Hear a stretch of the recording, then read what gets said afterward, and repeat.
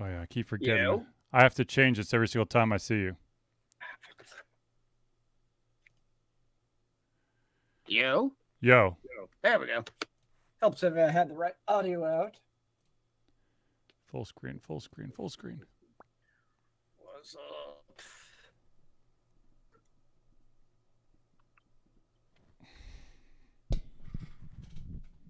Okay, Zeus, I need you to talk real quick. Oh, what is going on, sir? It is a night to do stuff. I Or got. small talk. I need to turn you up a little bit more. Here, talk a little bit more. Yeah, what's up? Yeah, I think that. Well, Yo, what's up? talk just a little bit more. Yo, what's up? How's it going? There you go. For some reason, the volume thing got changed, and so it's like super low on you.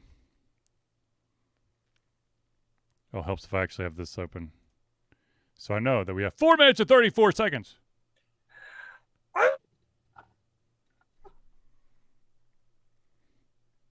And yes, we will be talking about the controversy that is our first 30 seconds of our show last week. I don't remember what that was anymore, sir. That was like, you're talking whatever 7 times 24 is, which I don't know what that is off the top of my head. But whatever that is, I don't remember.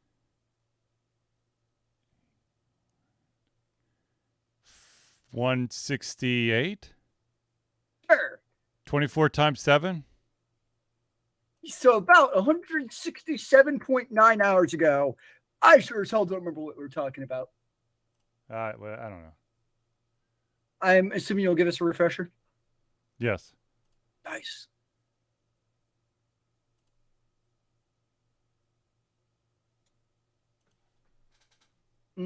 But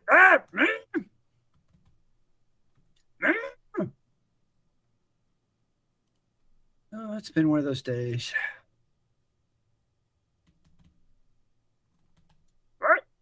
Okay. What? No.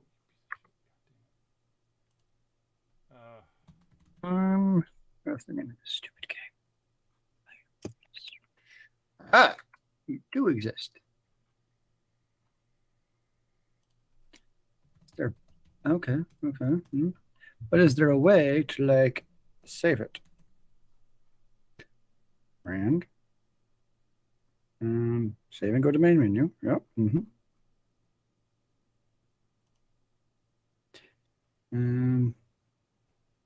What is PlayFab Cloud? Ah! Ah!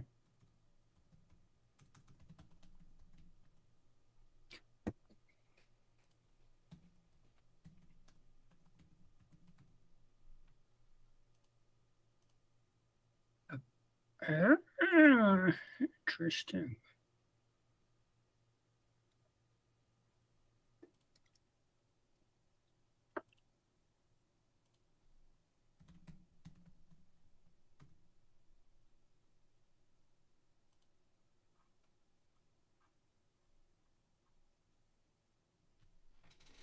Okay.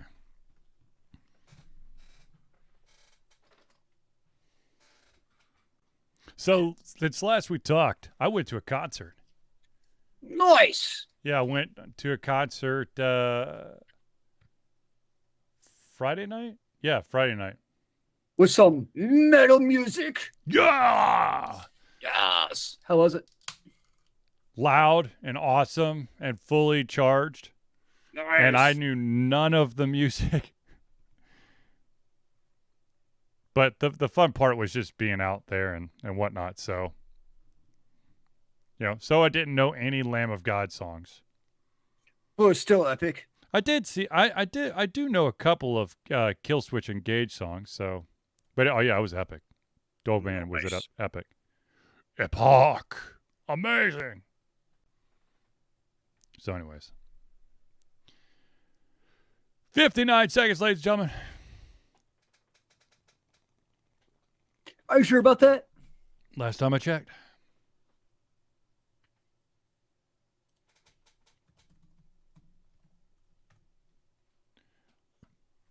Now, of course, I could be wrong, but How wrong could you possibly be? I don't think I am. I think it's okay.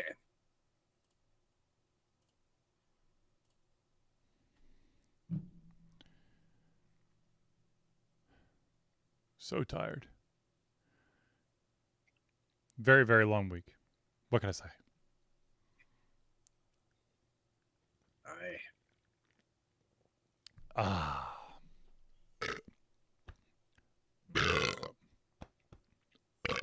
Excuse me. I had to get out of my system. All right, we ready to roll? Zilius? What are we You doing? ready? You ready to do this thing? Ready to go crazy? Aren't I always? Possibly. Possibly. Very possibly. What are we possibly doing? Can you remind me again, sir? Because I forget. We're doing our show, damn it. So without further ado, ladies and gentlemen, I'm going to hit the record button. Boop. Then I'm going to mute Zelius. Boop. Then I'm going to mute myself, and then we're going to roll.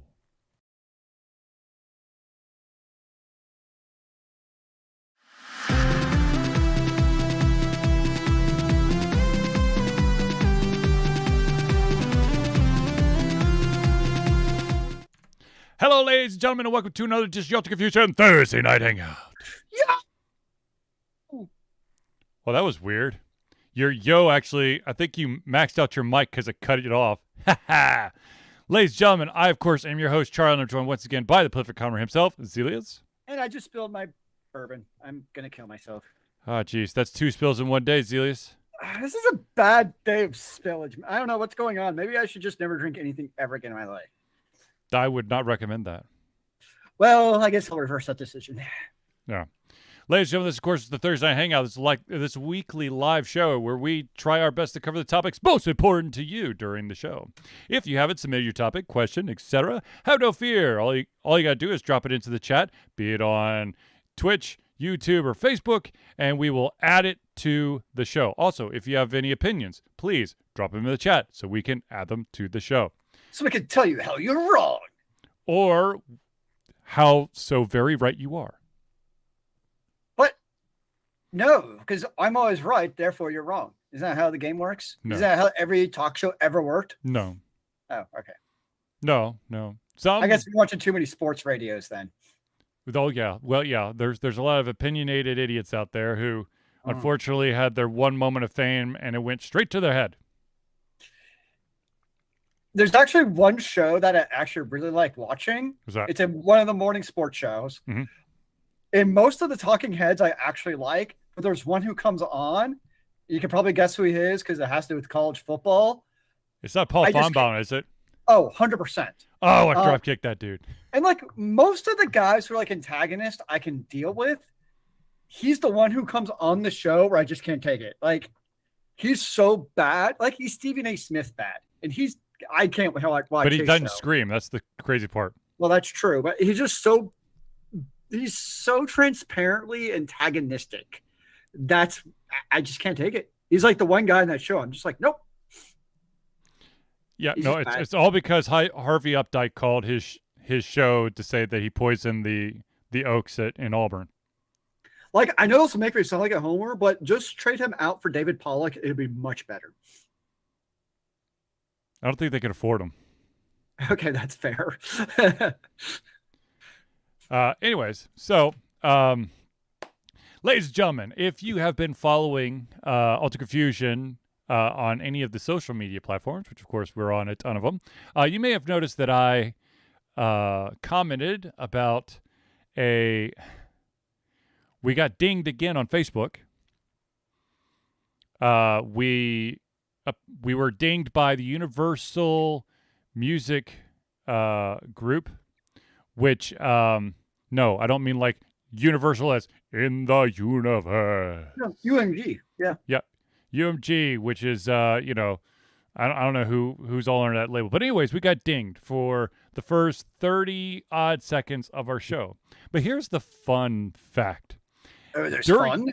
During that 30 seconds, this was actually before the real show started. So we were streaming before the actual show.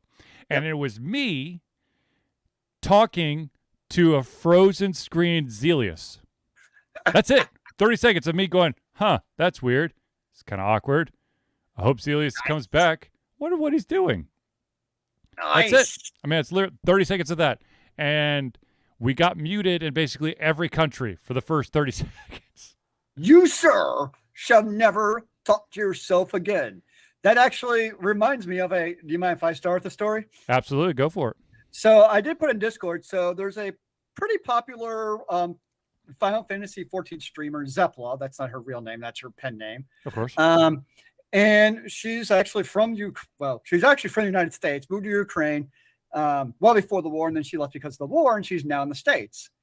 Well, this week, approximately earlier this week, she was banned. She didn't know she was banned. She tries logging into basically Streamlabs, and all it does is give basically the equivalent of authentication error. And so she's like, oh, that's odd. So she asked like her friends, and her friends like, yeah, you've been banned, which they found out about through the Twitter like stream ban feed that her account had been banned. So she looks into it. Yes. So she looks into it, and she finds out the ban from an email, because she was also, by the way, sick all week, so she couldn't even have streamed. She was banned for impersonating herself in one of her VODs. Mm-hmm. Now, the other catch, too, is, so she's a Twitch partner, is not only, like, it's one thing if you get, like, banned for, like, if there's, like, an hour and 8 minutes and, like, nothing else happens, like, okay, life goes on. Yep. The problem is it's a very well-known issue with Twitch, where if you get the permaban, because it was originally like posted as a permaban, is you lose all your followers at the same time. And so when she logged in, she had like basically 80,000 of her 200,000 plus original followers. Her VODs were deleted because permaban.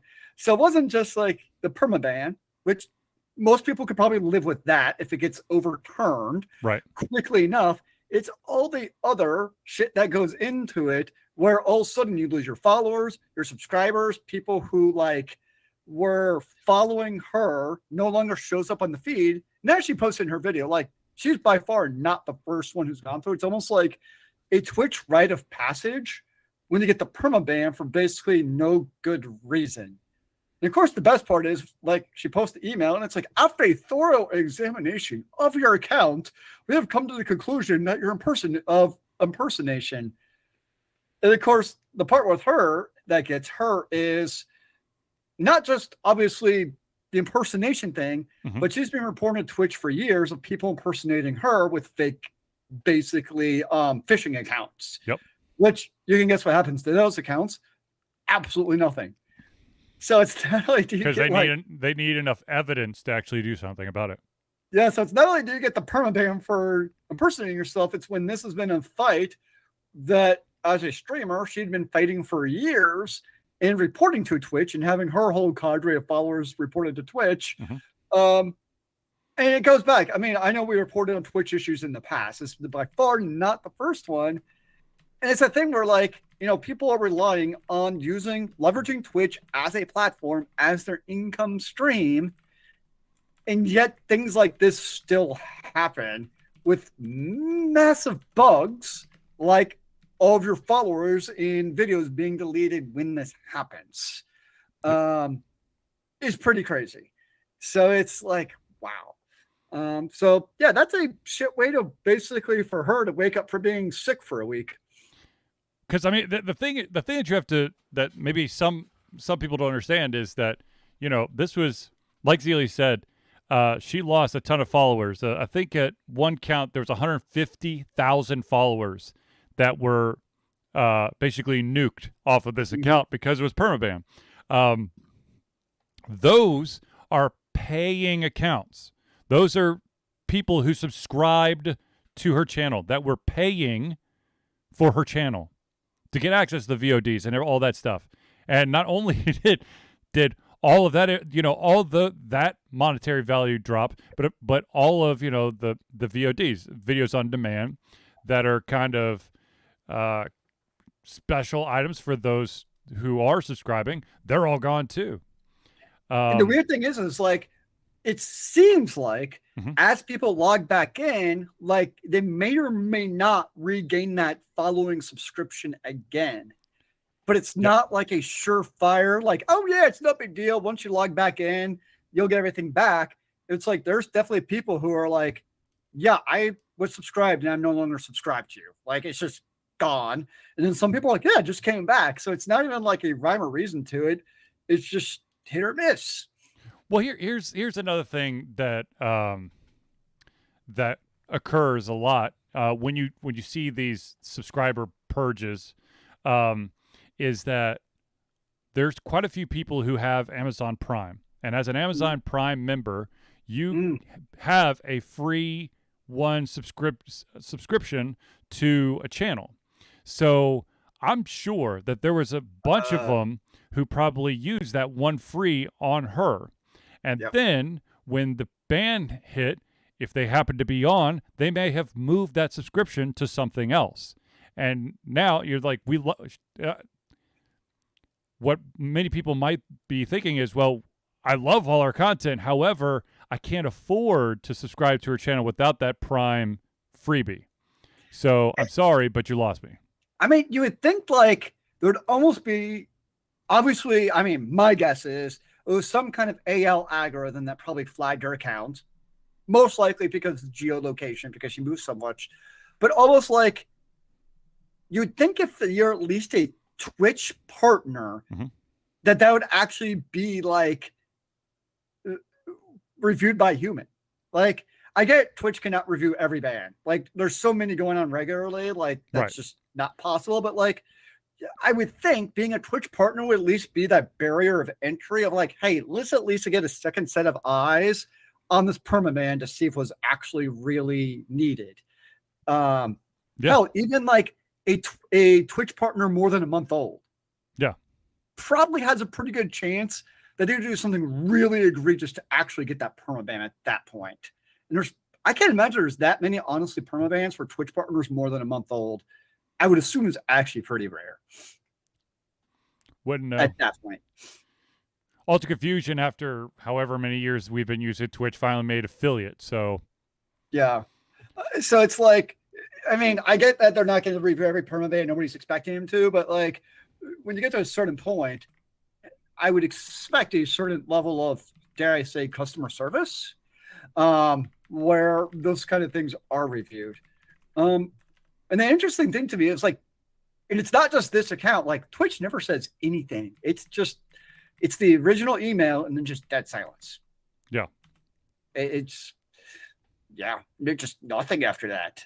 And this has been a Twitch, I would call it an issue since Twitch has been around. So it's not like it's anything new. But this is definitely another high profile case of, streamers where this is their livelihood and definitely adversely affecting their livelihood. And think about it, if you're doing this like as your profession and you log in and all of a sudden you see that's lost, like I would kind of be a little bit emotionally wrecked too, not gonna lie. I'm like, holy shit, I just basically lost my career. What? And then eventually it gets figured out. But there's still that moment of probably like doubt of like, for these streamers, the reality, the streamers can do it as a living. The reality is that's their life. Right. No, it'd be like, it just is. There's no way around it because the number of hours they have to devote to it. Oh, absolutely. It would be like, here's my quick analogy. It's like you go to let's just say a building to perform. And at some point let's say the end of the month, you basically get a bucket full of money. Yep. And this bucket is usually about the same amount every single month. But it would be like showing up one day, just one random day out of the month, finding that the door is locked, the locks have been changed, and they're like, oh shit, our bad, an hour and 8 minutes later, And when you go in there to look at the bucket, it's completely empty. So funny story. When I worked as a server / bartender at Rio Bravo years ago, that kind of happened. We just showed up to one day to work, and the padlock was on the door. There was absolutely zero warning, nothing. You just show up one day, and the franchise was closed. And it was just padlock on the door, and, well, I guess we don't have jobs anymore. Yeah, unfortunately, I mean, that sometimes it's a padlock, sometimes it's HR waiting right inside the door to be like, hey, by the way, let's talk about your severance package. Wait, you get a severance package? If you've been with a company long enough, probably. Yeah, man. But yeah, that absolutely sucks for her. Hardcore. And I pray that Twitch, gets everything back for her because she did nothing wrong. Once again, Ultra Confusion, much smaller channel, but having to constantly every single week fight on just Facebook a freaking copyright violation for our own voices for random audio is ridiculous. But to think if you basically times that by probably 150,000, that's nuts. Well, the other thing she was talking about too, which I did not know this, is as a Twitch partner, you basically can't also simultaneously live stream on other services to make money off of those. Aha. So you got to rotate. Yeah. And I was like, so I think like what she does is like she put like she'll live stream on Twitch and then post that on YouTube later. Right. But she's saying like Ninja, for instance, I guess he's not a Twitch partner anymore because he's doing the live stream. However, he makes money on the other services like Google Live. He can still don't do it on Twitch because he's not a Twitch partner. Right. Which to me is honestly a little bit of bullshit. That as long as you're kind of meeting those partner criteria, I think you should be able to also simultaneously do it on other services with that an issue. So I'm like, that's some BS in my mind, at least, that you basically can't. Well, they want that exclusivity. They don't want to share. Because here's a fun fact, ladies and gentlemen. The money that goes to your favorite streamers does not all go to your favorite streamers. There is a chunk that goes to Twitch or YouTube or whatever. And so they don't want your viewers to be, they want all your viewers on one platform. So they get all the monies. Which is one thing if they didn't have such large fuck ups. I mean, that's part of it too, and I think that's what kind of brings that issue to a head is it's not, it'd be kind of one thing if these things didn't happen, but would you potentially lose all your followers and get some of them back? I get that when that happens, but you're not allowed to basically use the other revenue sources. That's kind of where it crosses the line of BS to me. Right. Yeah. So hopefully, like I said, hopefully everything gets ironed out. However, our next story deals with a Twitch streamer that deserves the swift kick in the nuts that he received from Twitch. Oh dear. There is a Twitch streamer that goes by the moniker, I believe. I just want to make sure I get this right. Okay, it's Slicker, but I want to say that it's Slicker is his Twitch username, and basically it just makes me feel dirty. Just that name. But anyways, Twitch has removed the ability to subscribe to his channel amid a slew of controversy around this gentleman. Twitch is not the only platform that has removed the ability for this gentleman to gain money. YouTube has also revoked certain privileges as well. The reason for this is that he has been accused of and has admitted to scamming his viewers. And by scamming, what he basically does is he finds a way to help feed his gambling addiction. And so he'll sucker people in to send him money so that he can continue to stream his gambling pleasure. Wow. Now, fun fact, Twitch has now is making sweeping changes to policies revolving around online gambling.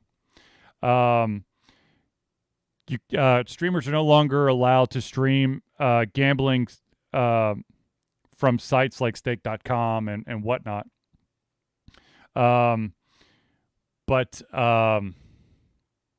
Yeah, scamming bad. I understand that some people are like, well, I'm providing them a service. If they feel that I'm cool enough to get their money, who's to stop me? But Twitch, apparently. So can you live stream like poker on Twitch, for instance? I think you could do I don't think you could do like from a I don't think you could stream you playing online poker from a site. I think that you could probably stream like if you were. I see it actually. I just Googled real quick, and I mean, there's 4.1 thousand followers watching a World Series of Poker. Right, but those World Series are those people who are playing the streamer. Yeah. Is it a live stream? Yeah, like so this is like there's a live stream Poker Stars blah blah blah blah going on right now. Welcome to the official Poker Stars Twitch account. Okay. See, that's the official Poker Stars Twitch account. That is the site, right? That's the official site. I'm talking about a streamer who is utilizing a gambling site on their stream. That's where they draw the line. I mean, there's a bunch of poker ones. Well, apparently whatever this dude has done, do those sites have subscriber buttons? Yes. Then I don't know what Twitch is doing. Thanks a lot, Celius. You revoked the whole damn story. But there also might be potentially line of delineation as far as, legitimate poker sites. Yeah. Where they're because the whole point of poker is it's a game of skill, not of chance, relatively speaking. You're still gambling. Gambling is a game of chance. That's what it is. So is poker gambling then? Everything is gambling, damn it. Every single time I take a step, I'm gambling with my life. Damn it. Like, how do we stream anything ever? I don't know. But the question becomes, and I think this is where he got in trouble, is that he was being payrolled or backed by his subscribers whenever he asked for it. And he's probably going, if you do this, I'll be your friend for life. And you're like, sucker. Isn't that the whole point of subscribe? I mean, that's why a lot of people subscribe to Twitch streamers in the first place. No, okay, so there's difference between subscribing and then continuously donating additional money to this guy to feed his habit. Isn't that basically Star Citizen? Okay, Celius? I'm not helping, am I? No, you're not. You're making me angry, and unfortunately, my brain no worky tonight. So you're taking advantage of my brain no worky. So you're saying my life goal is completed? Sure, why not? Yeah. No, I think there is, in all seriousness, like, let's just take the example of poker, which I think most people would consider just at first blush gambling. Mm-hmm. I think there's a difference where if I'm a Twitch streamer and I'm streaming poker and I'm playing legitimately, I think is also the key here, is it's like a legitimate, poker. I'm playing through Poker Stars versus like I'm just gambling like on slots or something, because there are other online slot games. So I think it's also in how you do it. I do think makes a difference. As far as, and in a way, gambling is just straight up gambling is still very much a gray area as far as legality goes in the first place. So I can understand why Twitch is a little bit would come down hard on the gambling. I think it's also on how do you promote that to your user base, right? Like, it's one thing if the only access on your Twitch page is basically click here and subscribe. It's obviously I'm a PokerStars player, and that's what you're subscribing to, versus hey, give me some low down money to feed my gambling addiction, are two different things. Okay. Twitch announced a policy update prohibiting streaming of sites that include slots, roulette, and dice games. So it wasn't poker that he got in trouble for, apparently. Which I get, because those are more, in the scale, the spectrum of gambling. Right. Those are your classic gambling games of chance. Right. So, like I said, slots, roulette, and dice games that aren't licensed in the U.S. or other markets with robust consumer protections, which goes to the validity of a website. Because that was always one of the issues when, the big poker boom in really the early 2000s, that was always one of the questions when you go play poker on, let's just say PokerStars, was it playing against actual humans or were you playing against AI bots? Right. They said it was humans, but you didn't really know. Well, there was that, what's it, Call of Duty? Those Call of Duty streamers that that had this, they were promoting this like a raffle website to get cool loot crates, but they never disclosed the fact that they are part owners of this website. And so it was amazing when they kept, with their amazing chance of winning the slightly rarer than usual skin. Well, that was to kind of bring it to the next level, which I know is a issue, probably more so in Europe, is games like Raid Shadow Legends, which is basically a glorified gambling game when you come to loot boxes. And those are some of them are pretty popular on Twitch. Yeah. As far as those type of games go. And I have no problem with it. If people are watching it, cool. But that kind of goes from, your classic game of, it's basically rolling dice to get characters to make you better at the game is really what those games come down to. Yeah. So it can be tricky. I don't think most people, myself included, is going to have much of an issue if they just ban your classic gambling websites like roulette and just dice games. I'm like, whatever. I can't play Yahtzee anymore. Dude, did you ever used to play Yahoo games? Yes. Those were fun. All those games, they're all in Yahoo games. So those of you who don't know, back in the day, many eons ago, it was actually really popular to play your classical card games or dice games online. And Yahoo was actually a very popular server for them. I played the hell out of spades back in the day. Spades and chess, man. That's all I played. I was actually really pretty damn good at spades at one time in my life. That was my game. Shit, can I say that? Well, fuck it. I'm so far removed, it doesn't matter. Once upon a time, I worked for a mobile game studio. And one of the projects that technically I think was published, but got a graphic overhaul. Yeah. Was a game that I made, Spade. I made a spades game for cell phones through this company. But unfortunately, I got laid off, and the company kind of shifted assets and stuff. And I think one of the assets was my actual spades game, because I wrote the whole damn thing out. I had AI and all that shit in there.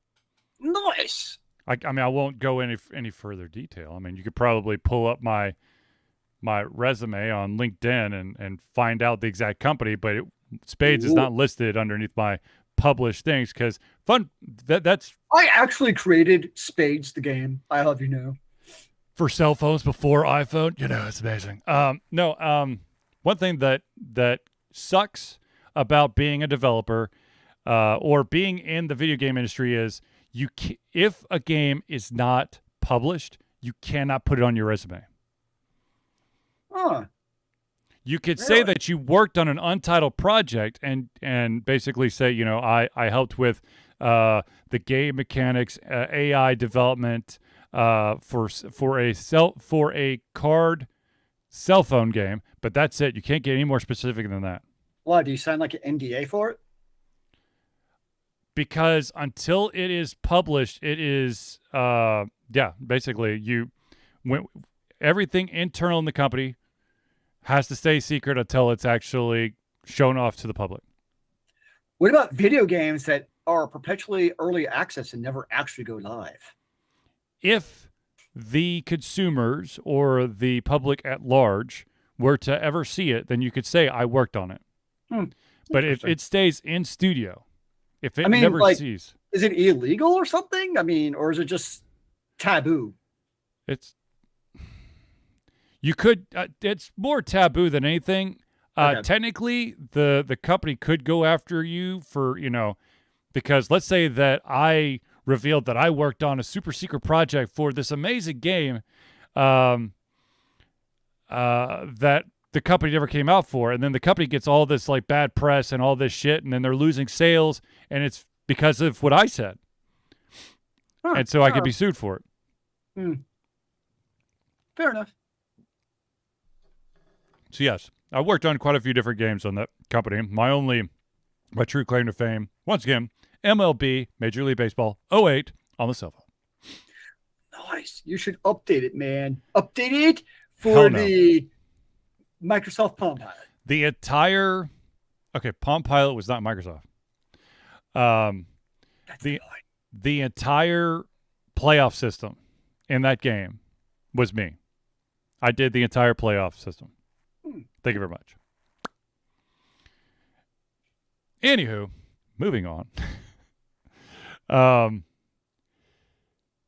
Speaking of AI and programming, let's talk about the rise of a certain artificial intelligence that is causing problems.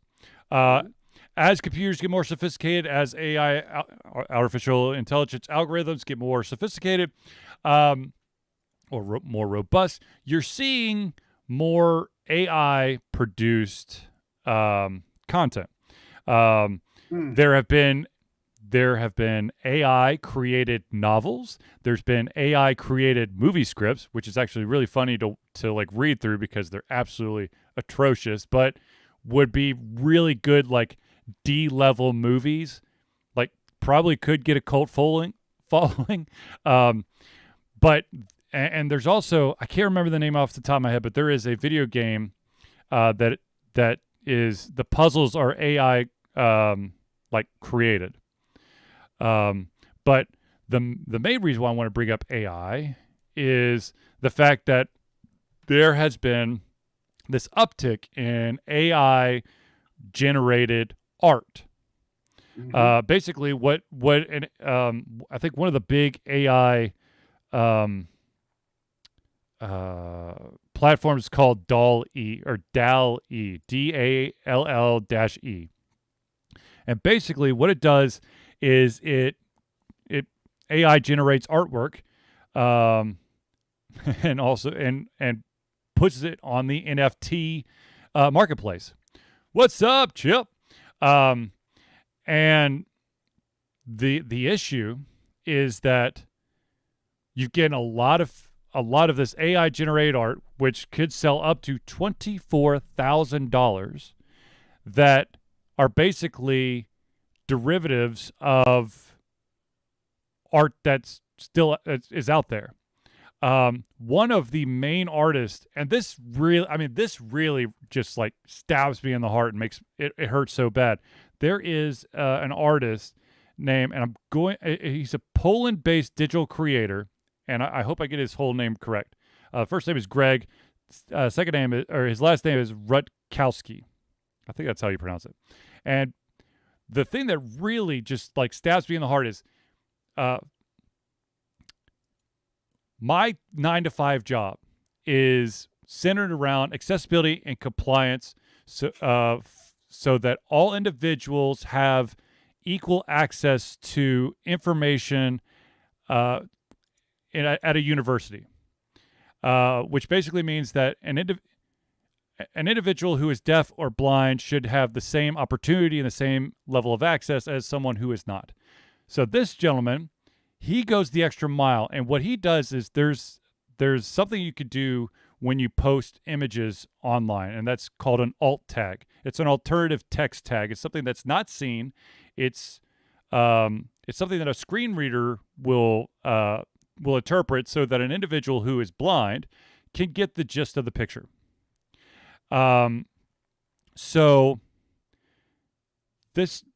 because this gentleman uses alt tags, it makes it so much easier to for what's called an art scraper, basically the AI going out and trying to grab images. Like if you were to Google, I don't know, fire breathing dragon, you're going to get a ton of images.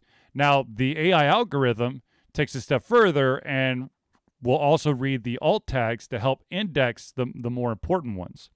Because that means that the artist is actually going the extra step, which is what you're supposed to. But anyways, so this dude has been getting his shit pilfered hardcore. So the argument that's being made, or I guess early stages, is if an AI scraper is going to utilize art to help refine whatever algorithms they're going to use, should the scraper, I don't know how the hell you would do this, but should the scraper only have access to dead artists' work? So basically, it's really weird to say, because an artist should always get the love and attention for the work that they put their blood, sweat, and tears and years into. But at the same time, an individual who's still living is still making money off their art. Right? I think it's tricky though, because we're also trying to basically assign ideals basically for like really the last couple hundred years to a new world. And I think basically look at everything having to do with copyright, we're trying to apply free, really internet copyright ideals, which is really kind of what we're talking about, to a new world is really what it comes down to. So I guess the question is, do we really want to apply kind of a different paradigm of thinking with what really is a new way of interacting with the world? Is kind of what it comes down to. Because I know where this is going is basically with the scrapers, it basically has access to any artwork posted online. Yep.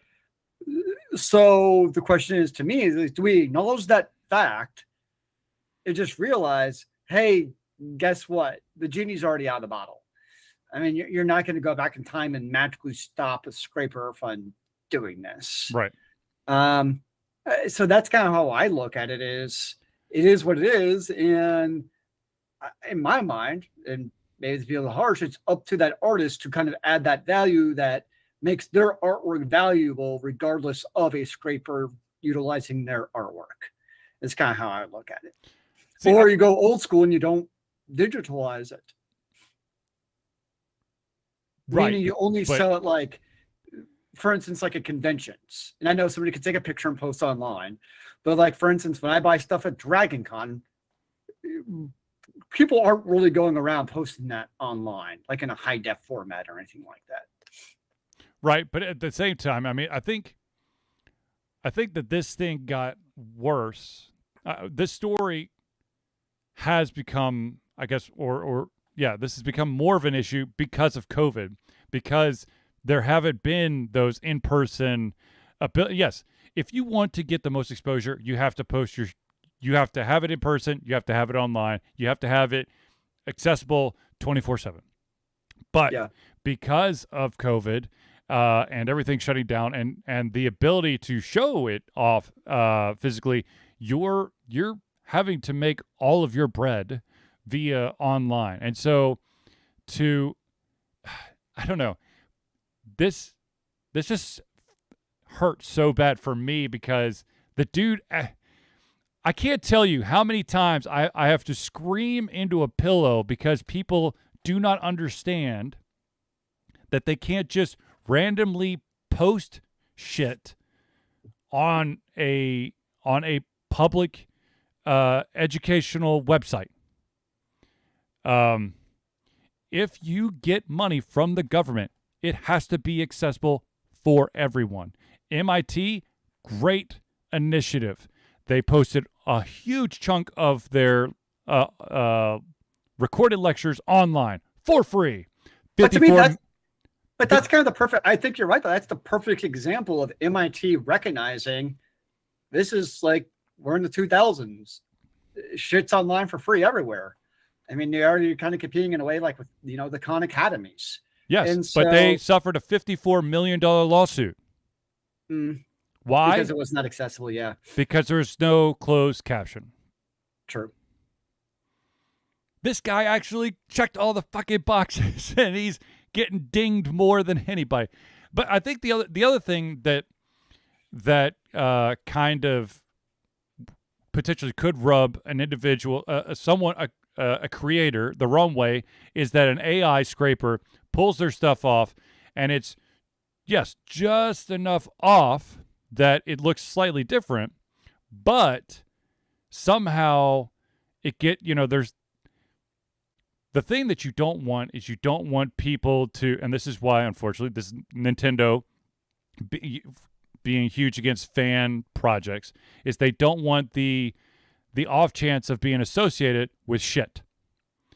And that reminds me of this. Remember MomoCon? This was probably about 5 years ago when there was that artist booth who basically took other artist work, clearly from conventions, and would like change it by a pixel.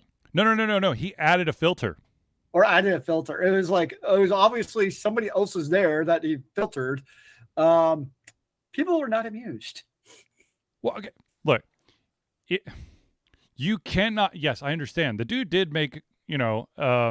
He had a cool, sneaky thing. But if you are going to do anime conventions exclusively, you cannot rip off the artists that go to anime conventions exclusively by stealing their work. Basically, from my understanding, some of the artwork that he ripped off was he bought it, he scanned it in, he applied some kind of like slight blur filter, and turned around and tried to sell it for like double the price. But it's kind of ironic, though, because if you think about it, and I get it, because the artists at conventions, they're kind of, we would call them the normal people like you and me. We also look at it, and you also have tons of booths at the conventions that are literally copies of Mario that are reprinted onto a T-shirt. Yes. And we're all okay with it, relatively speaking, because it's Nintendo or Microsoft, whoever it is. And so it doesn't really matter. They could take a hit to the wallet. Yeah, they could take a hit to the wallet. So and I'm okay with it. I mean, I'm like, whatever. But it's just kind of interesting to me how we kind of do play a little bit of the morality, mental gymnastics in terms of whether you want to call it ripping it off or derivative, or whatever you want to call it, of artwork, depending on, it, as you put it, can you afford to take that hit to the wallet? I think also you have to factor in the amount of effort. Because this dude literally just like scanned the thing in, applied a filter, print it out. Where you've got artists who are spending weeks on one piece. So here's an interesting one I've started seeing conventions now, which is kind of fascinating to me, is vendors at cons who have 3D printed stuff. And so what I mean by stuff, what I've started to see, for instance, are like dice holders and cups and figurines that are all 3D printed. Mm-hmm.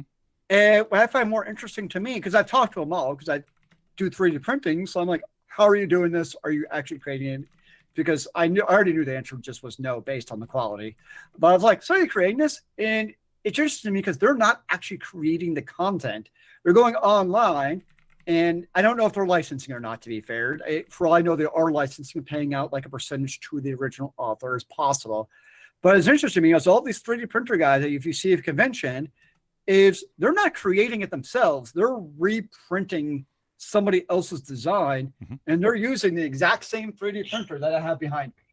And that's what they're bringing to conventions to sell at their vendors. So I just kind of find it interesting. I don't have a problem with it. I know their markup. I'm like, damn, I should be doing this. It's kind of like many like years ago.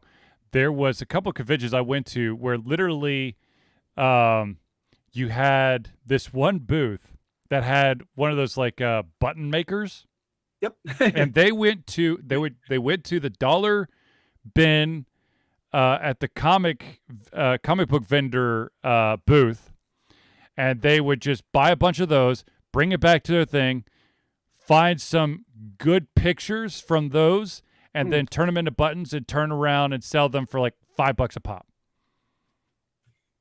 I mean, that's actually kind of an interesting take on, to be honest. They're still kind of mixing the format and stuff. That's actually kind of cool. Yeah. But I watched this lady who was just like thumbing through the comic going, shh. Ah! Yeah, we were at an art festival a couple weeks ago, and this guy was selling little 3D prints of like Pokemon. Mm-hmm. It was like almost like little quarter-sized things, and they're $5 a piece. Mm-hmm. And that's like, that probably cost them $1/4 to print. See, that's the one thing I don't know how much does it cost for like a reel of whatever, or it's like, typically speaking, just a spool of filament will cost me about $20. And depending on the complexity of it, well, it really, but then it comes down to the amount of filament as far as what's going to cost. So like those little like Chotsky things, like if it's like yay big, I could probably print like literally like 100 of those, giving me a spool of filament. Okay, they don't so take $5, 100 of them, $500 for $20 spool. Yeah, so it's and like to me it's a little different. Like if you're designing yourself, that I totally get. I'm like, yeah, artwork as far as creating it. But I feel a little bit differently if you're just repurposing somebody else's. I also, if you're licensing it, so I'm just making up numbers, like 50% of the cut, then cool. But like anybody could technically go on Thingiverse. It's a popular, basically remix website of 3D print files. Anybody can go on Thingiverse, download somebody else's thing, and print that and bring it to a convention.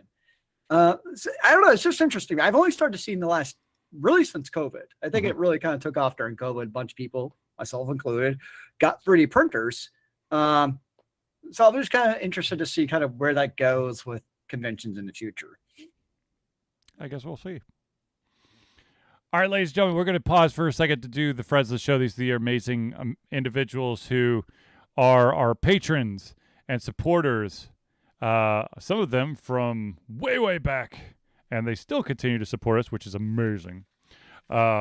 Which is real quick before I get into this, an individual who has been watching Ultra Confusion streams, be it on the Thursday Hangout or just gaming streams forever, popped up in, and he asked me, or they asked me if I remember their screen name. And I'm like, yeah, I remember them. Like, yeah, I had to change it. But I was like, holy crap. And he's like, dude, you've been doing this a long time. I'm like, gee, thanks. I don't know how I feel about that. All right, ladies and gentlemen, let's jump into the friends of the show. To start it off, we got to talk about the Indie Cluster. The Indie Cluster is an organization of independent game developers that want to gain exposure by being involved in the community. They collectively journey to popular conferences as a traveling booth to help gain attention for their games. They make partnerships in local communities to bring games to the mainstream mindset.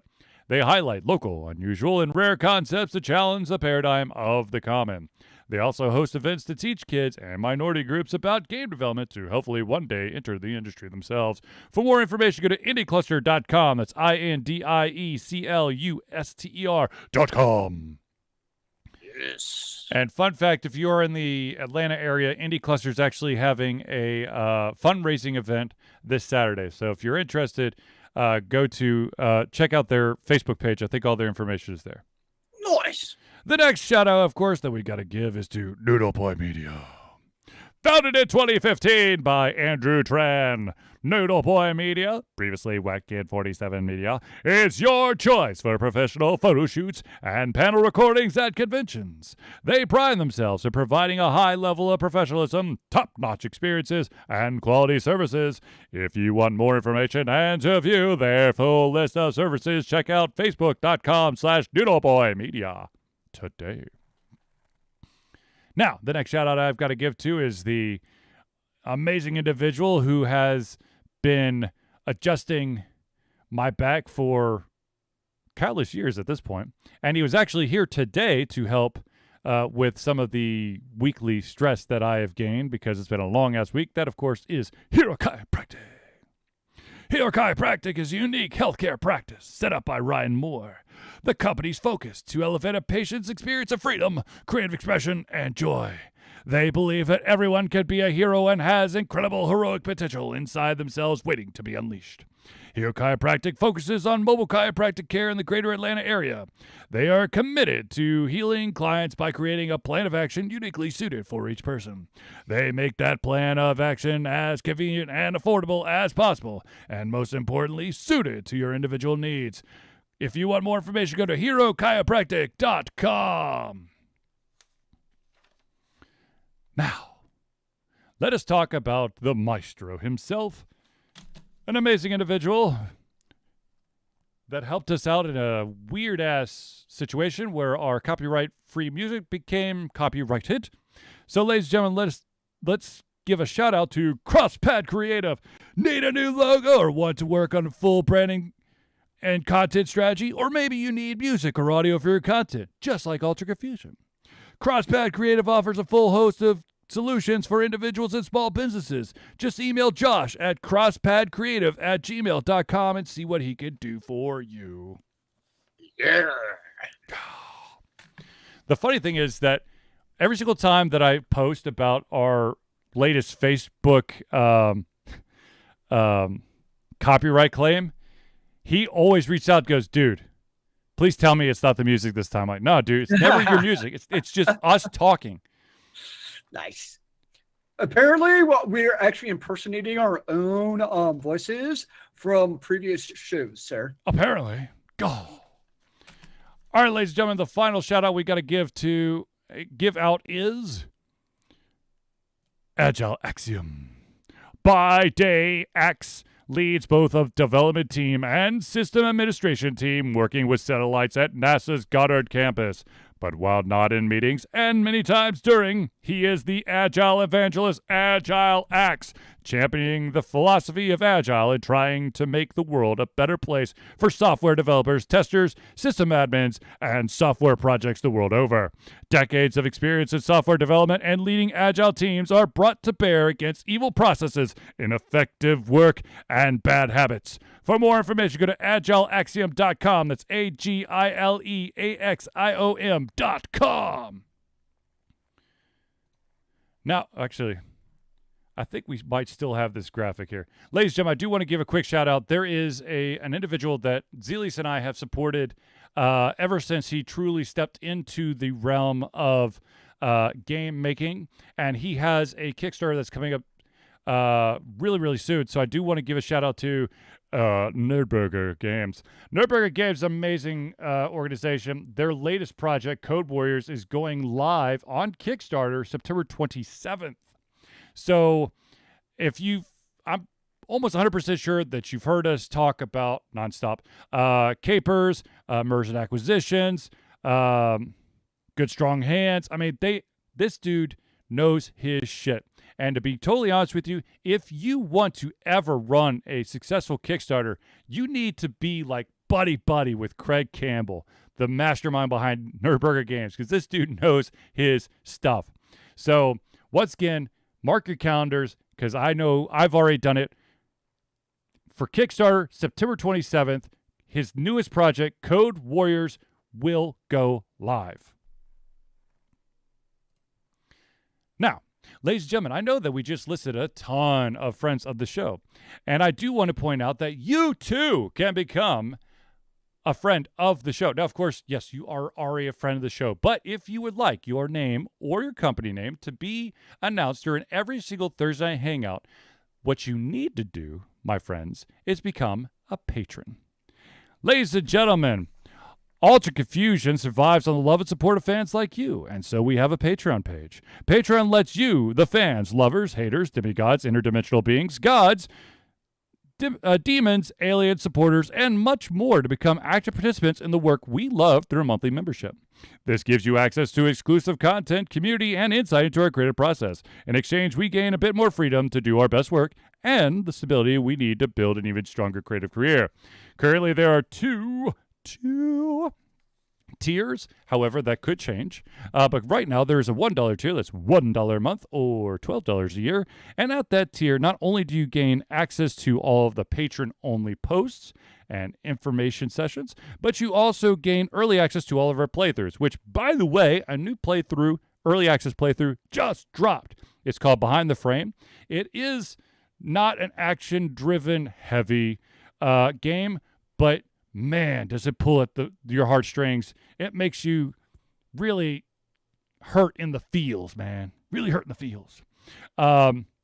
Which also means that one of the early access playthroughs, the Tale of Bastoon, is now public for everyone to enjoy. Which, of course, means that the review for Tales of Bastoon is now active on www.alterconfusion.com.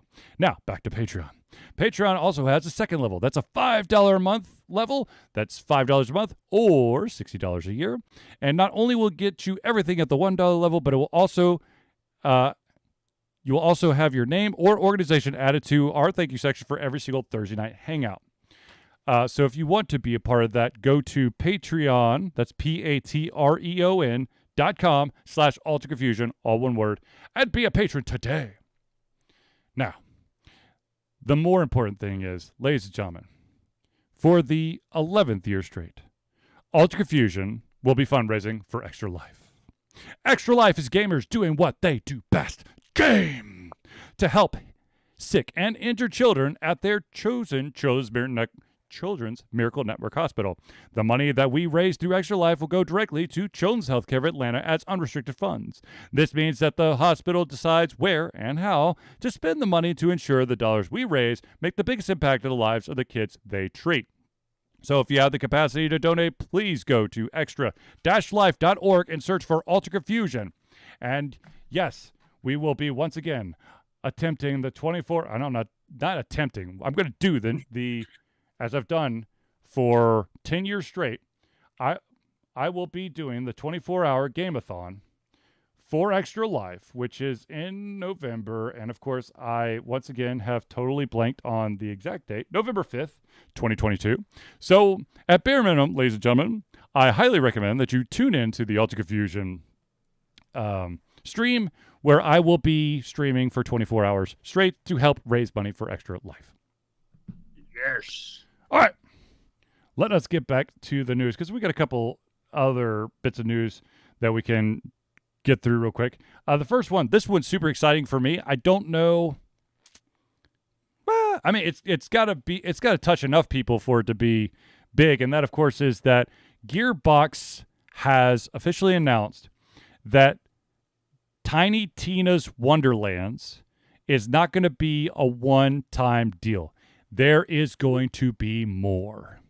On a call, Randy Pitchford, who is the CEO of Gearbox, confirmed, actually was elated by the fact that Tiny Tina's Wonderland basically blew all expectation out of the water. Everyone's like, they created the game during the pandemic, just as kind of like a silly, funny thing, and it just took off. Basically, if you haven't seen or played Tiny Tina's Wonderlands, it's basically the main character, the main focus, Tiny Tina, is this neurotic, crazy girl who has an infatuation with explosives,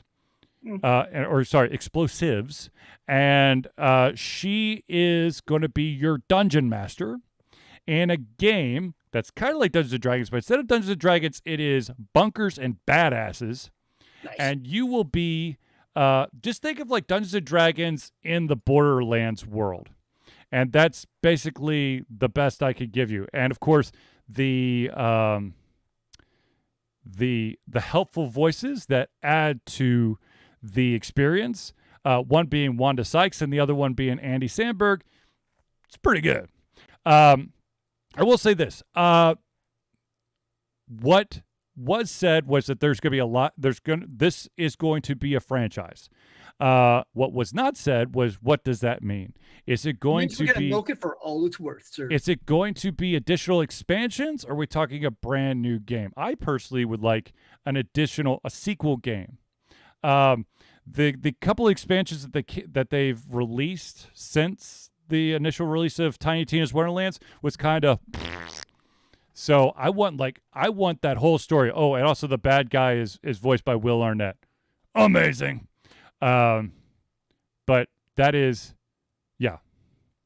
I want that. Now, because you played Tiny Tina's, what do you think of it? Oh, I loved it.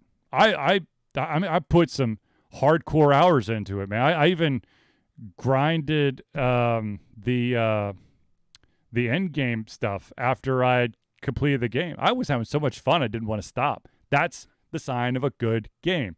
Now, however, that DLC was kind of just case in point. There is a one of the games that I love, Alan Wake. One of their expansions was absolute garbage. So we'll see. All right. Now, let's speaking of Dungeons and Dragons, or Bunkers and Badasses, but this time let's talk about Dungeons and Dragons. Wizards of the Coast has announced a new series of free teaching kits that teachers can use to teach language arts and mathematics through Dungeons and Dragons. Fuck yes, where the hell was this when we were growing up? It was in your basement in the form of crystals of Brian. This is true. However, I would love to have had it sanctioned by my teachers. I'm telling you, this is your opportunity to support your kids' education at their school and start leading an after-school D&D club, leveraging this platform. Funny fact, friend of the show, supporter of the show, longtime buddy of ours, Eddie Webb, the mastermind behind games such as Pugmire or Monarchy of Mao. I've actually got, I mean, we're not actively running the session right now, but myself and my sons, 10-year-old and 7-year-old, are running a long-running Pugmire campaign right now. Nice. Yeah.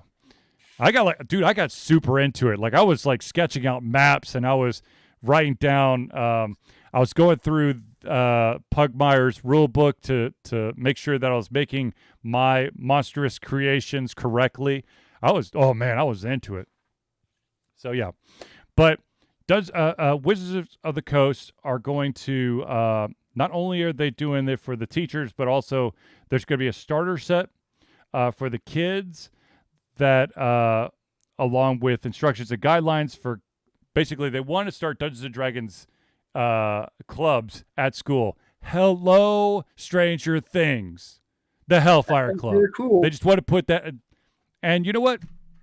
If I wasn't, I mean, I would probably, if this was happening when I was growing up, winter, I'd be all over it, because unfortunately I was on a team in the fall and in the spring, but winter, if there was a Dungeons and Dragons club, I would just add it to my science club presidency. Thank you very much, and go from there.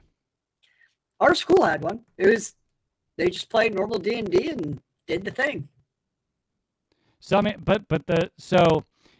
if, ladies and gentlemen, if you are in the educational system, reach out to Wizards of the Coast to find out more information, because you could get like a lot of free stuff to help make sure that this club is run the right way. They want to get the gateway drug going, get the kids into it, and then all of a sudden it's like now they have to have all the DM books they're asking their parents for Christmas. Exactly.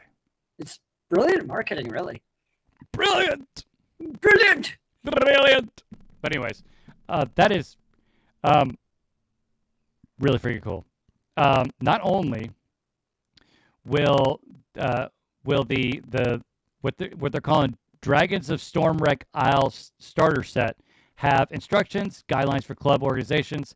We'll have a quick demo, a learn to play guide for Dungeon Masters, easy to read character cards, a poster to advertise your club, and flyers, all at no cost. No cost.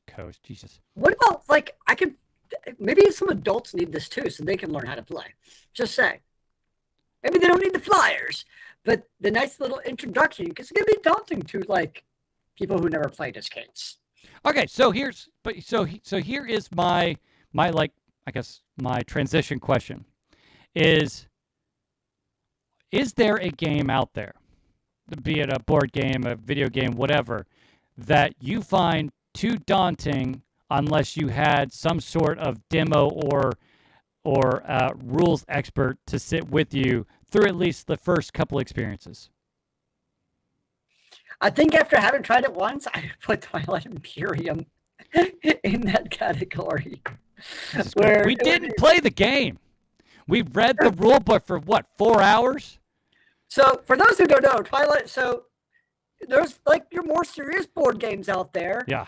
And Twilight Imperium is widely regarded as like one of the most hardcore games of all, meaning there's very complex. So basically Twilight Imperium, it's a game set in space, and basically you're trying to be the global dominant force in space. Mm-hmm. Extremely complex rule set. So like on your turn, there's like multiple things you can do, other stuff to go on. And the first couple rounds, like you're spending a lot of time going through the rules and figuring out like, wait, what are we allowed to do? What are we not allowed to do? It seemed like a really cool game. It's not bashing it or anything. It's just super complex. And it's one of those games where there's certain games where playing with somebody who can just kind of tell you this is how you play it the first time makes life board games where he'll just explain to you the first time through, and it's just a lot easier than reading the rule set.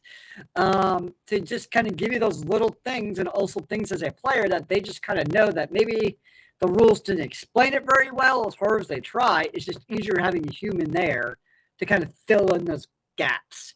So I would say definitely a game like Twilight Imperium is absolutely a game where if you're going to play it, have somebody who's played before.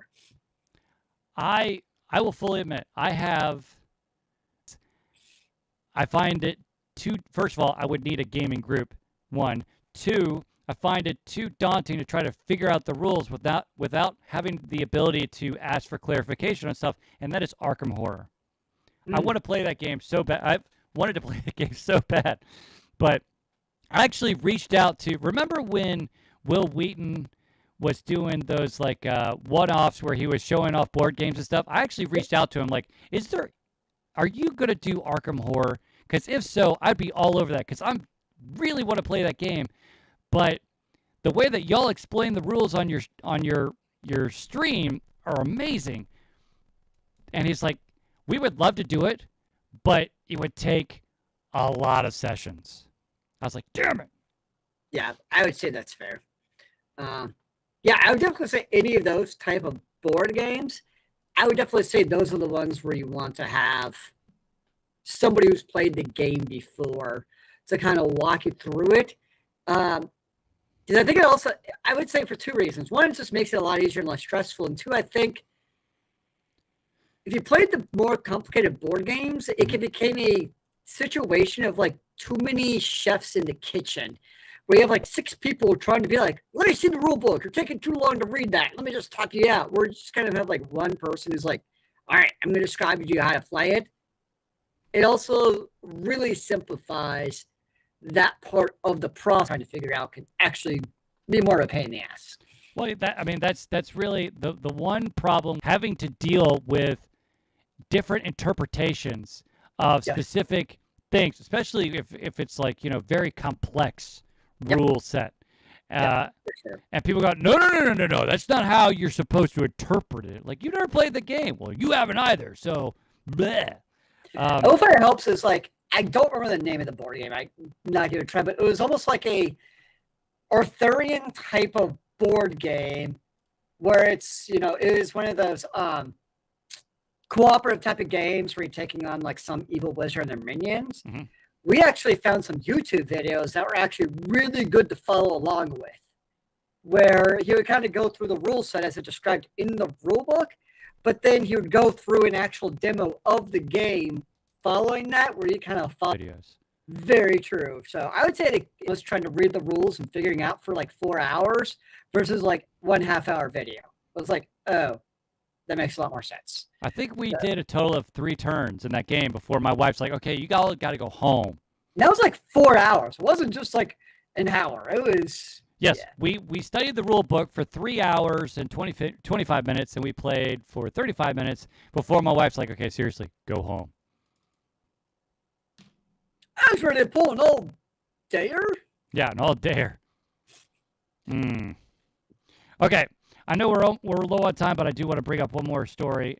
This one deals with a lawsuit that's currently out there. Many who allegedly created cheat software for a Bungie game, Destiny, and basically Bungie is suing them for creating, basically copyright infringement and all that jazz, right? But here's an interesting update to the story. The at least I want to say it's at least AIM Junkies is now countersuing Bungie because AIM Junkies says they have proof that Bungie hacked into their computers to find supporting evidence on the lawsuit of them creating the cheat software. Which of course means that they violated they violated a bunch of different laws out there in order to gain dirt so that they could win their lawsuit. Yep, that's a little bit sketchy. So let's see. They're claiming that that Bungie accessed a specific individual computer multiple times, which of course is a violation of the Computer Fraud and Abuse Act. I'm waiting. So all of your Bungie games, they're gonna have a new EULA, and it's gonna be like 10 pages of basically we're allowed to hack your computer. Well, I see. The thing is, like, one of the rumors is that Bungie is actually utilizing their anti-cheat software to basically circumnavigate any type of dig up the dirt they need to win their lawsuit against the individual. That's what the guy's truly countersuing for. That was kind of my first thought, and from a ethics standpoint, that's obviously bullshit and shouldn't happen. Yeah. But I guess the question from a purely legal perspective, what's actually there? You think about like Sony and their rootkit from years ago. That's basically what that did. And yeah, I don't know. Obviously, I hope that Bungie doesn't win because I don't think obviously corporations should be invading your computer and seeing what's on there. Sounds mighty sketchy. So yeah, who knows? Yeah. Yeah, I don't know.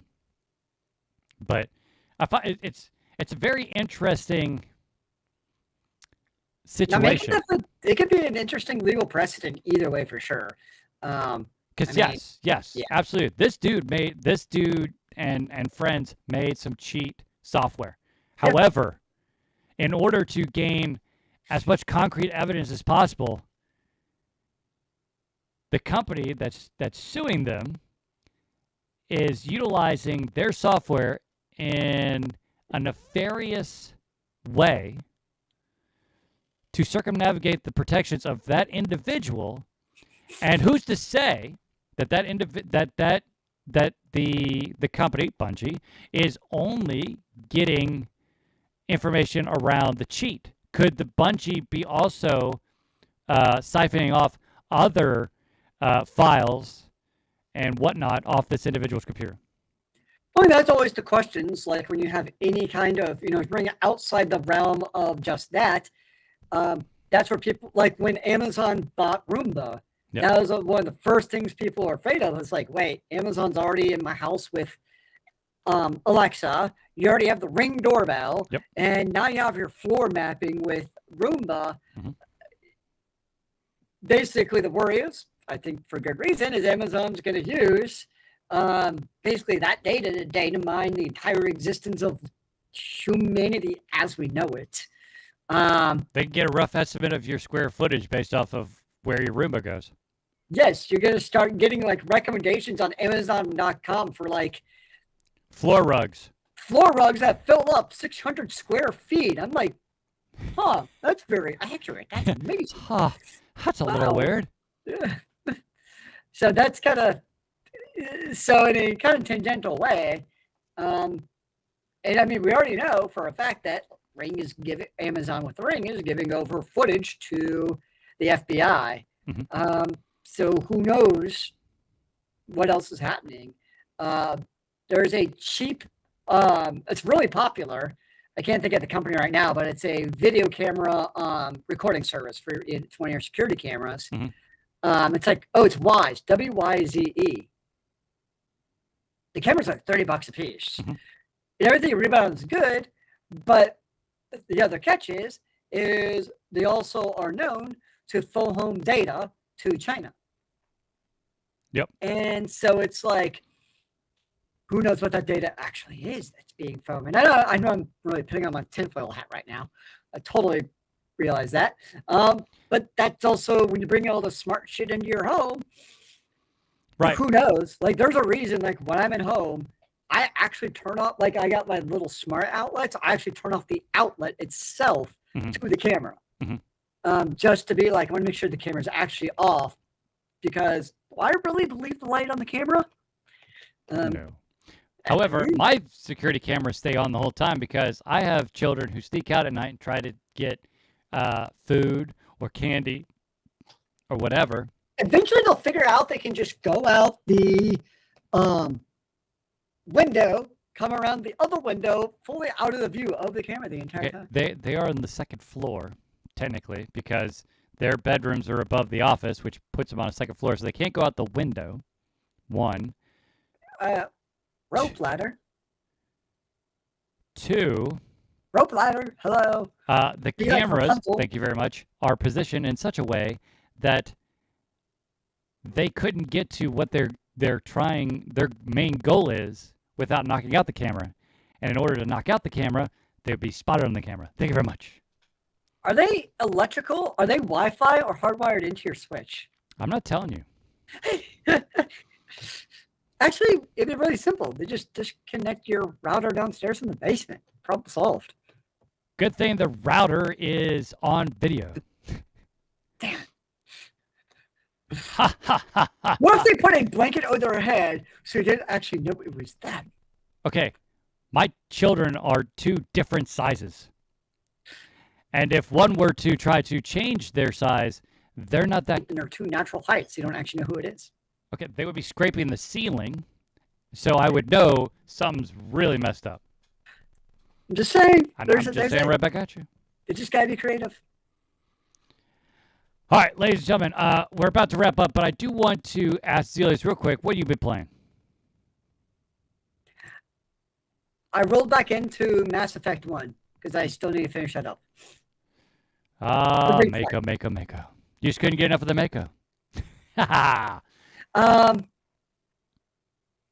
Maybe it's because I'm actually in the PC, but it doesn't actually feel as bad for some reason. You doing mouse and keyboard or gamepad? Mouse and keyboard. Maybe that's it. I, of course, continue to play the shit out of Legends of Runeterra. I have a problem. Don't we all? But I finally completed all of the event quests that I need to do, so I don't get that awkward in the store. Here's all the shit that you could have unlocked if you had just played the game. Well, I've been playing the crap out of the game, but some of the challenges were insane. But I finally completed the last one, so I good. Idle research. So basically, you're researching Flask to basically get the next Flask to make the original Flask give you more energy faster. Okay. That's the simple way. And then you research things to research better Flask faster, and there's prestige. And I just unlocked a whole new map where you do Flask battles, and now you're battling against other Flask. So that's the new mode I just unlocked. I'm liking it so far. Okay. Well, I'm just gonna keep with my Cody Cross, where my vocabulary will just increase. I prefer to help discover the entropy of flash to help save the world. Yes. Like beakers. Okay. Yeah. Like, yeah. I know it doesn't make any sense. But yes, there are flasks that hold basically different liquids, and depending on the liquid inside is how fast you create energy. Okay. It's a thing. If it was at home or no, sorry, folding at home or SETI, I'd be all over it. But no, thank you. There was a merge game I was playing. Huh? You played idle games too. I know. I've also played a shit ton of merge games. There was one merge game that was kind of interesting that if you did enough, that actually gained you enough points for the company to actually plant a tree in your honor. I didn't know the validity of it. It sounded cool, and I planted like 3 trees, and then I just kind of got bored with it. So, anyways, ladies and gentlemen, I'd like to thank everyone for tuning in to the Ultra Confusion Thursday Night Hangout. For myself, Charlie, and Zealous, it's been a pleasure getting ready to come our heads, our mouths, and of course, our hearts. We'll be back next Thursday for another Ultra Confusion Thursday Night Hangout. Remember, kids, keep on gaming in the free world. Amen to that, brother.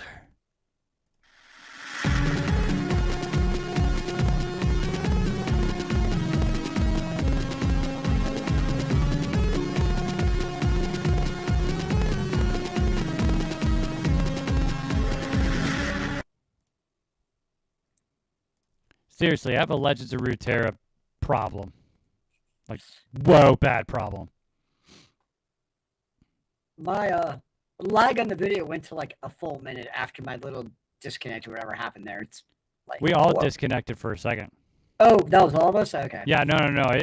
My live thing says that we've only been live for 22 minutes. So the whole thing reset. Yeah, my lag has been bad since then.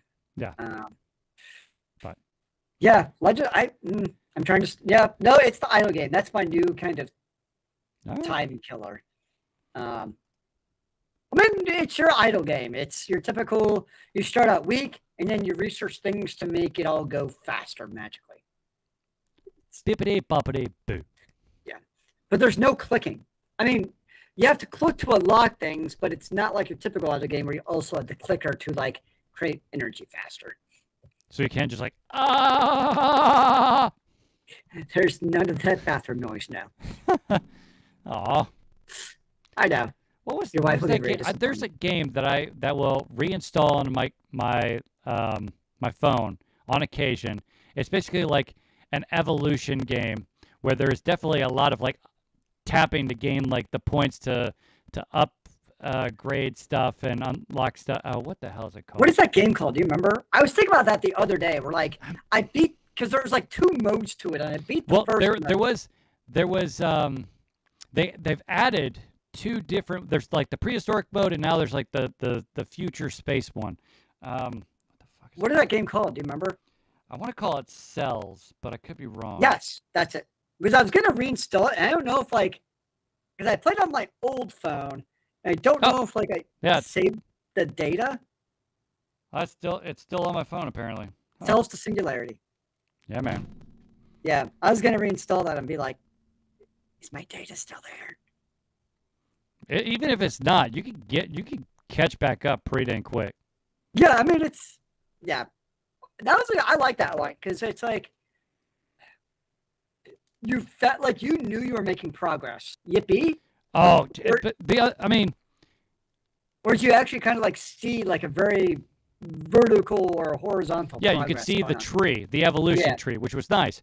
Whereas a lot of these idle games, like, yes, you need 25 EEC coins to upgrade. Like, what the fuck is 25 EEC? Like, yep. And it's just, I feel like you just put random number comment. Like, I'm pretty sure they're just creating like a random letter generator to give you your next exponent at this point. Well, I think we've now got a standard where it just goes, once you've hit, was it T? Once you've gone, past your trillion, yeah. You go T. No, then you go QA, then QU, and then it starts doing weird shit like single A, then lowercase b. And I then did switch it in this game to just using scientific notation. What was the next stage? I'm like, I don't know what this number means. You need 200. You need 2,572. Oh, like, what? I'm currently averaging 2,572 M. So does that mean that I got to go through all the N's before the O, or what the is that? Is that Those are like an MM and then an N and then an NN. Are we gonna? There's like a bunch of other letters. Like, oh yeah, you got to go through M A, M B, M C, M3, and then MX, and then N, and then you got to go back to like C, Q, R, P, L, M, G, and then you get to O. Yes. New community badge in Steam today. I got an email. I'm like, what the is that? At first, I thought it was like a phishing email, but apparently it's legit. So hooray for me! I also did bench this week. Dota 2, the new season. Sweet. It's good. It's good. I'm trying to remember. I think I watched it all. I've been watching a shit. Look, when I drop my kids off at the bus in the morning, I come back and I just like pound binge some anime, and I've been getting through a ton of anime. I know that not everyone out there has Crunchyroll, but if you have Crunchyroll, there is something there. I will not be able to pronounce the actual name, but I will tell you the subtitle for it, because I think you can find it that way. And the subtitle is From Commonplace to World's Strongest. Phenomenal.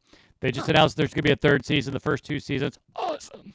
Just think, high school student class transported to magical world to save the world. And they, of course, all have these different aptitudes or whatever. And then there's this middle-of-the-road kid who could kind of do stuff, a little bit shy, could make, is friends with a lot of people, but something happens. And then he is left on his own, left for dead. And somehow he survives. And when he survives, he evolves into the strongest man known to the world. And he's kind of badass, too, so. Sounds about right. Yeah. So anyways. Oh, I mentioned this a couple weeks ago. There was a book that came out that's based in the League of Legends universe called Ruination. And after reading it, I could tell you that it literally is kind of I think it would be, if you have an interest in playing, what the hell is the name of the game?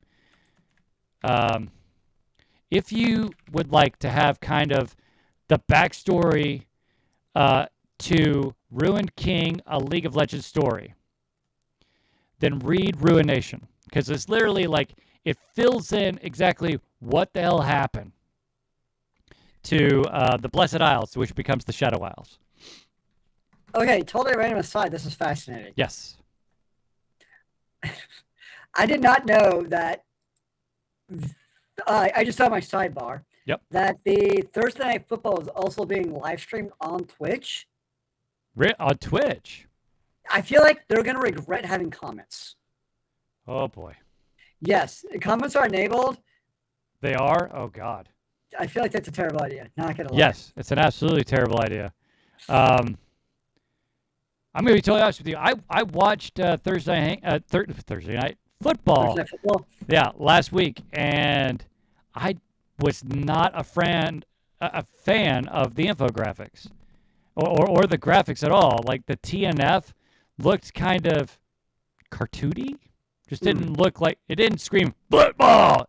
It screamed like Pee-wee football. But maybe it's just me. I don't know. What do I know? I'm only an affiliate of Twitch. I'm not a full partner. Though, ladies and gentlemen, if you're watching this, you could help make a difference and help us become partners. So does that mean you can just watch Thursday Night Football on Twitch for free? That's kind of cool. Maybe. Because you have to do it through Prime, right? Or is that free on Amazon Prime? Let me open up I'm going to open an incognito window. Yeah, see if you could do it. Because you're logged in as yourself, which is attached to your Prime account, right? Correct. Yeah, so that's why. Yeah, well, it's on a commercial break right now, but I'm incognito and I'm watching. How interesting. It's kind of cool, actually. Oh, interesting. Anywho, all right, ladies and gentlemen, we're going to end the stream. Thank you for tuning in. I think, is there still a follow button? I know they changed like a bunch of shit on Twitch. They continue to. But yes, there's a follow button. But if you want the latest and greatest, your true one-stop shop is our Discord channel. Which if you want the link, we'll send it to you. But anyways,